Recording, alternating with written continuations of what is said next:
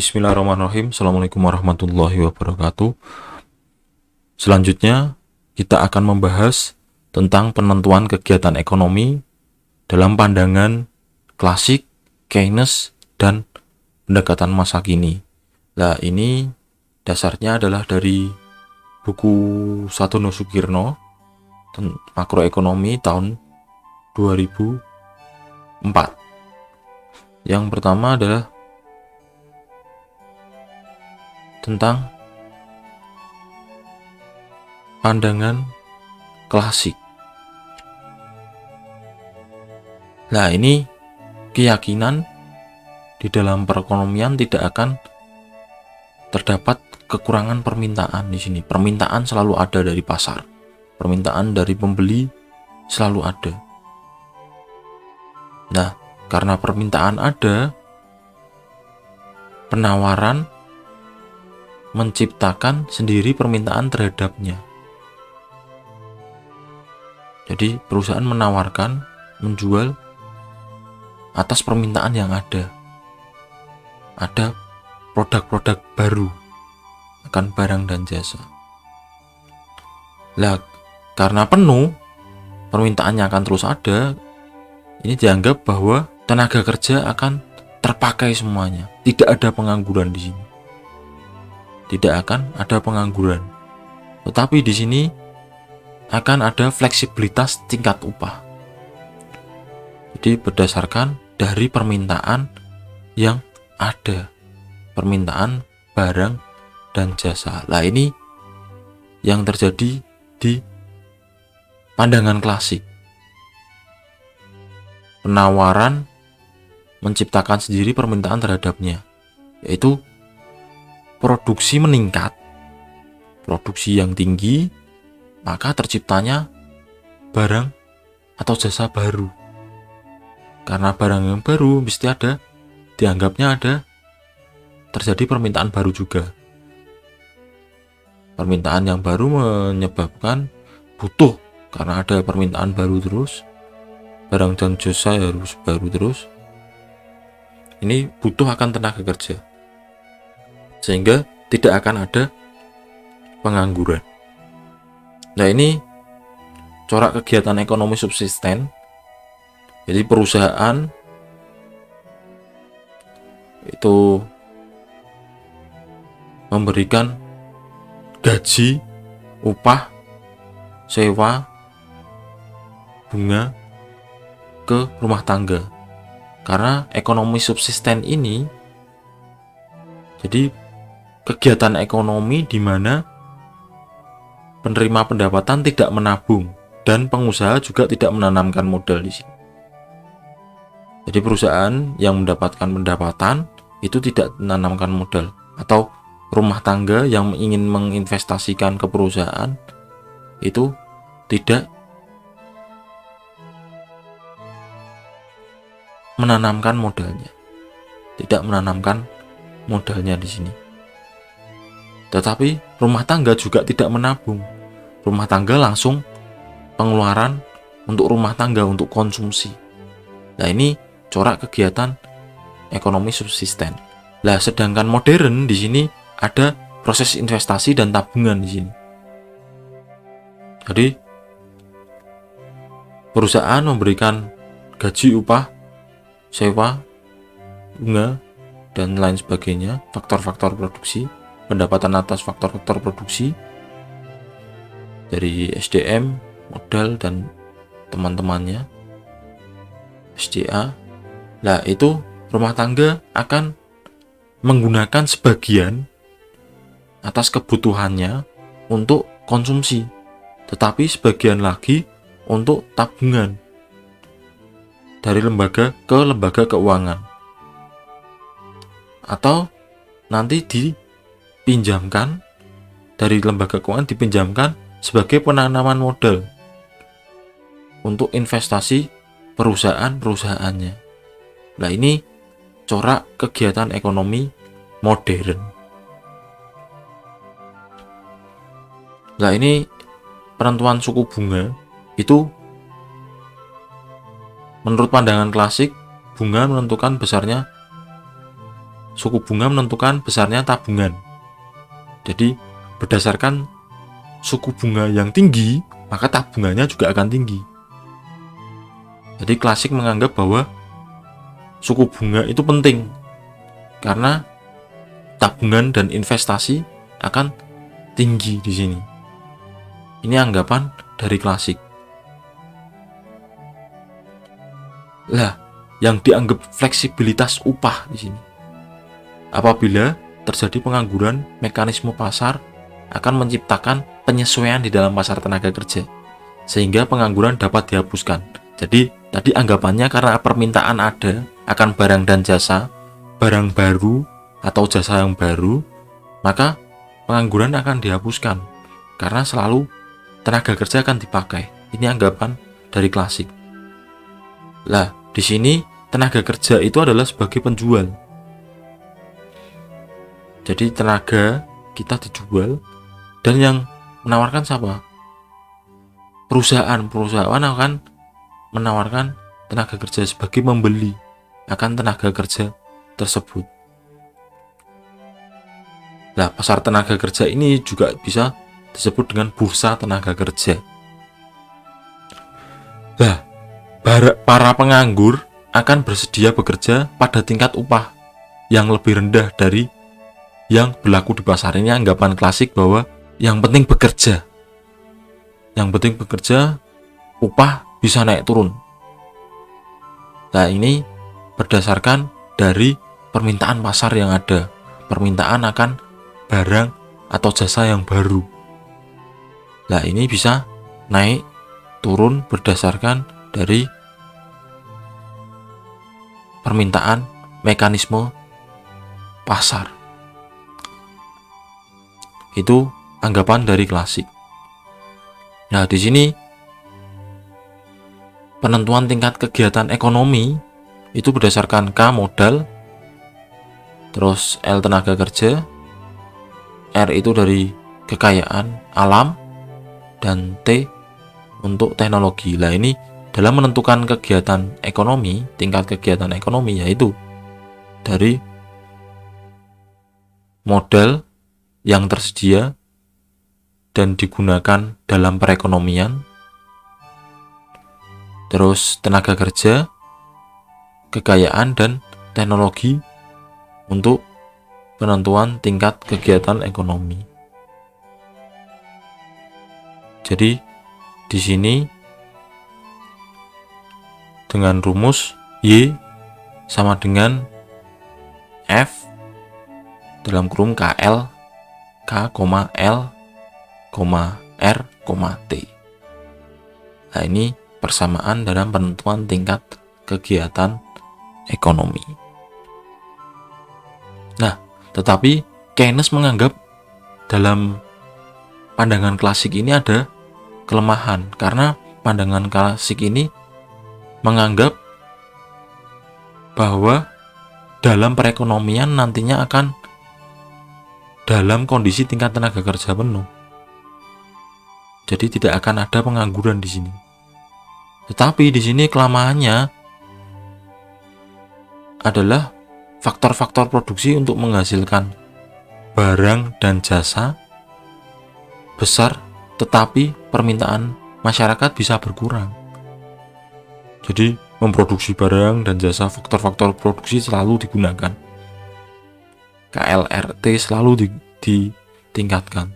Tetapi lama-kelamaan yang namanya masyarakat, keinginannya turun, kepuasannya turun, kebutuhannya bisa turun.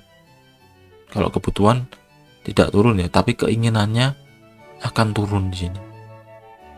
Nah, ini menjadi kelemahan dalam pandangan klasik, karena klasik menganggap pasti permintaan ada atas barang dan atau jasa yang baru. Nah, kekurangan permintaan masyarakat ini itu bisa menyebabkan pengangguran dan kemunduran perekonomian di sini. Dampaknya adalah itu kelemahan dari pandangan klasik. Oleh karena itu, Keynes membuat teori berdasarkan penentuan tabungan dan investasi. Jadi tabungan itu tergantung dari besar kecilnya pendapatan, bukan dari suku bunga. Kalau klasik tadi berdasarkan suku bunga. Tetapi kalau Keynes adalah dari pendapatan. Semakin pendapatannya tinggi, maka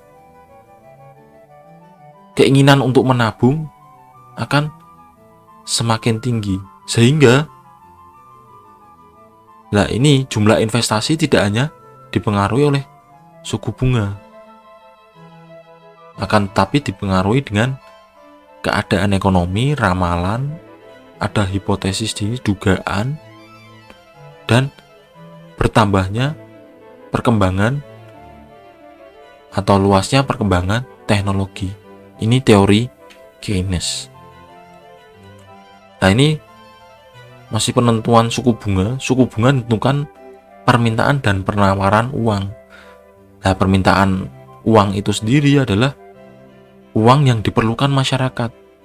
Jadi pendapatan yang didapatkan itu yang dibutuhkan untuk konsumsi, uang yang digunakan untuk konsumsi itu berapa. Jadi permintaan uang adalah jumlah uang yang diperlukan masyarakat, sedangkan penawaran uang di sini adalah jumlah uang yang beredar di dalam perekonomian. Nah, ini sebagai penentunya adalah bank sentral. Bank sentral yang menentukan besarnya uang yang beredar atau penawaran uang pada waktu tertentu. Sedangkan permintaan uang ditentukan oleh keinginan masyarakat. Masyarakat ingin mengkonsumsi atau menggunakan uang berapa. Nah, ini adalah teori dari pandangan Keynes. Teori Keynes tentang penentuan suku bunga. Lah, untuk tingkat upah dan kegiatan ekonomi, ini kalau klasik tadi berdasarkan permintaan. Ekonomi klasik berpendapat bahwa tingkat upah dapat mengalami penyesuaian berdasarkan permintaan yang ada. Bisa naik, bisa turun. Tetapi menjamin terjadinya penggunaan tenaga kerja penuh. Menjamin terjadinya penggunaan tenaga kerja penuh. Tidak ada pengangguran di sini. Nah, sedangkan Keynes menyampaikan bahwa pengangguran itu akan terjadi, susah untuk dihapuskan. Dan tingkat upahnya cenderung akan kaku dan susah untuk bergerak turun. Susah untuk bergerak turun.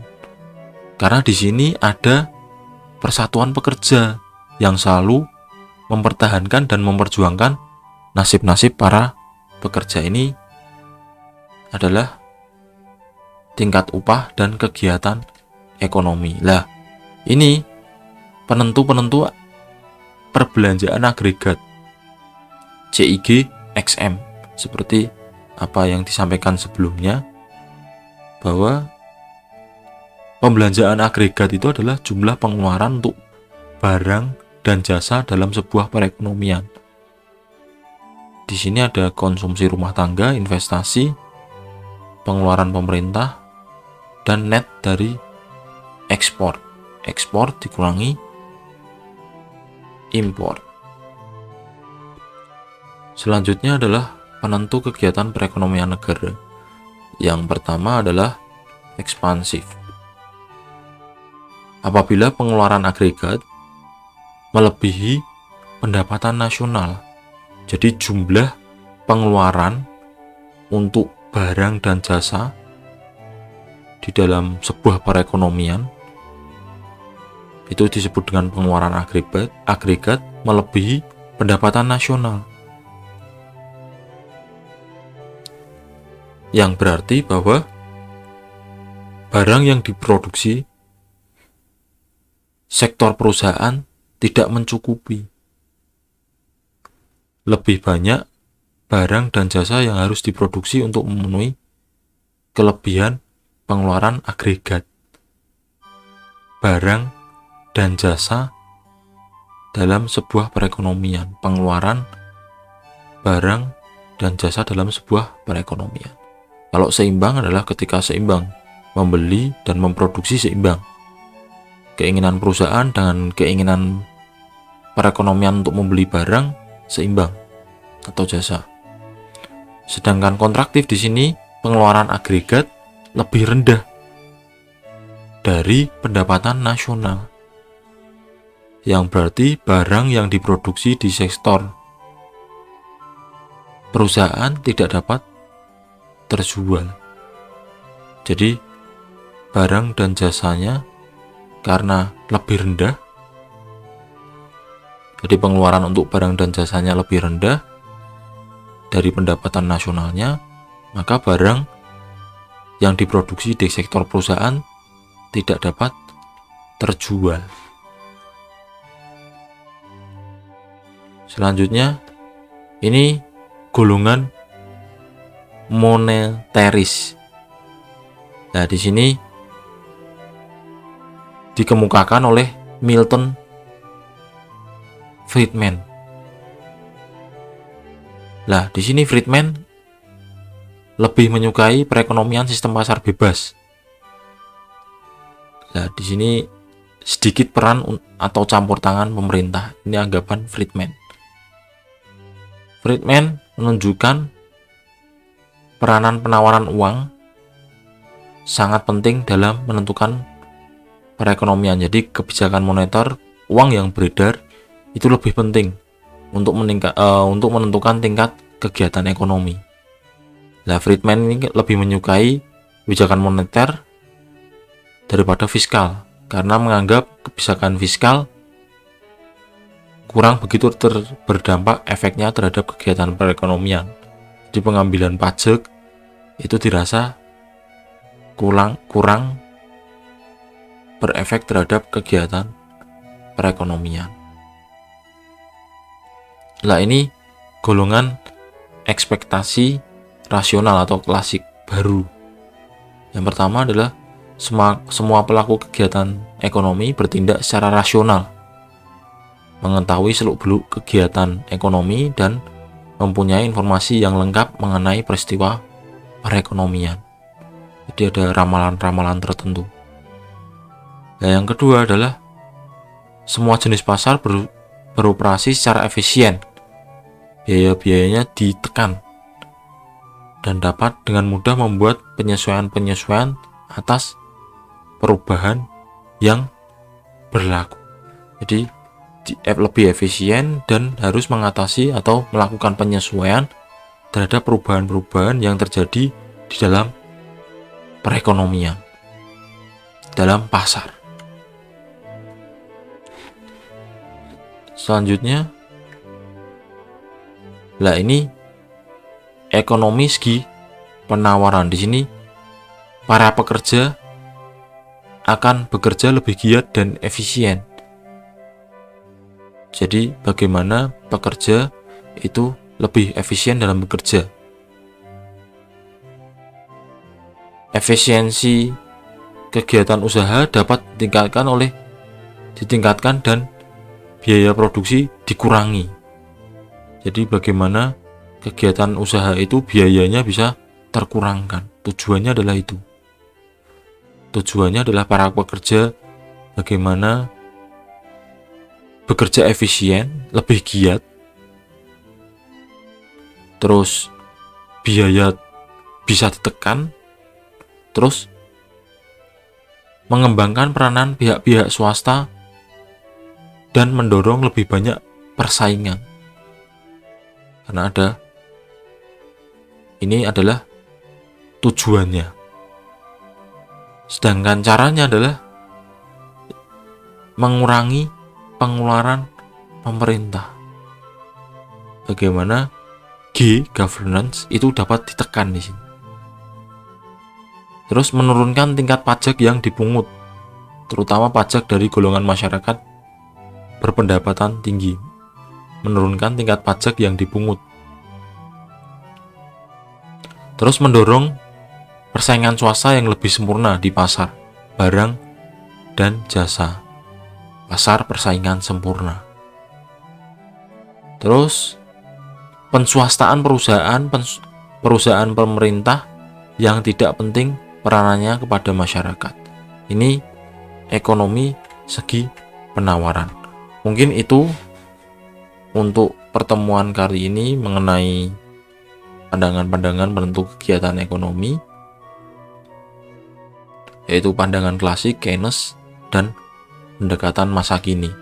Nah, di sini memang akan ada perbedaan. Semoga apa yang saya sampaikan dapat bermanfaat. Kurang lebihnya mohon maaf. Sekian dari saya.